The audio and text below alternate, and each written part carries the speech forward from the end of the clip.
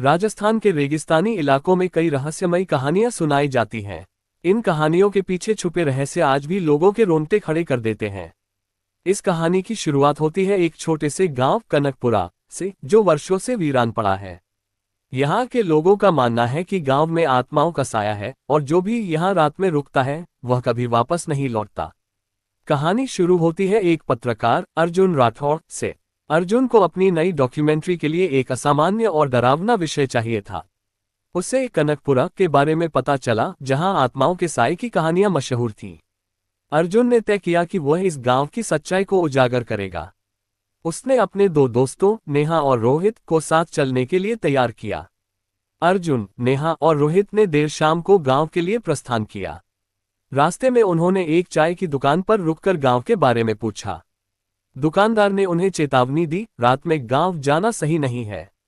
वहां अजीब घटनाएं होती हैं। लोग चीखें सुनते हैं, परछाइयां देखते हैं।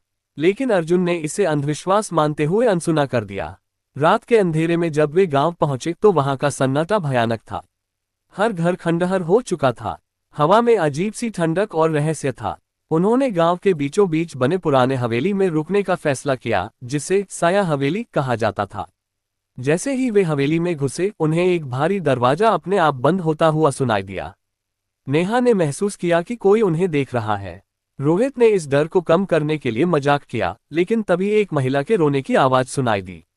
आवाज सुनते ही तीनों के दिल दहल गए। अर्जुन ने कहा, यह आवाज रिकॉर्ड करनी होगी। शायद यही इस गांव का रहस्य है। हवेली के एक कमरे में उन्हें एक पुरानी डायरी मिली। डायरी में लिखा था कि यह गांव कभी खुशहाल था, लेकिन एक तांत्रिक कालीनाथ ने यहाँ काली साधना शुरू की।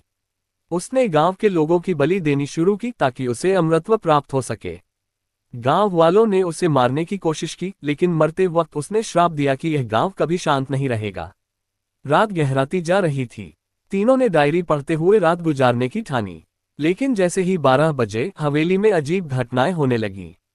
खिड़कियां अपने आप खुलने लगीं, फर्श पर भारी कदमों की आवाजें सुनाई दी। नेहा ने देखा कि दीवार पर परछाई हिल रही है, लेकिन वहां कोई नहीं था। अचानक उन्हें हवेली के हॉल में एक काले साए का आभास हुआ। साया धीरे धीरे उनकी तरफ बढ़ने लगा।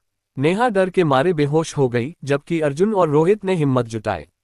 अर्जुन ने अपने कैमरे से सब रिकॉर्ड करना शुरू कर दिया। तभी वह साया एक भयानक आवाज में बोला, यहां से चले जाओ, वरना तुम सब मारे जाओगे।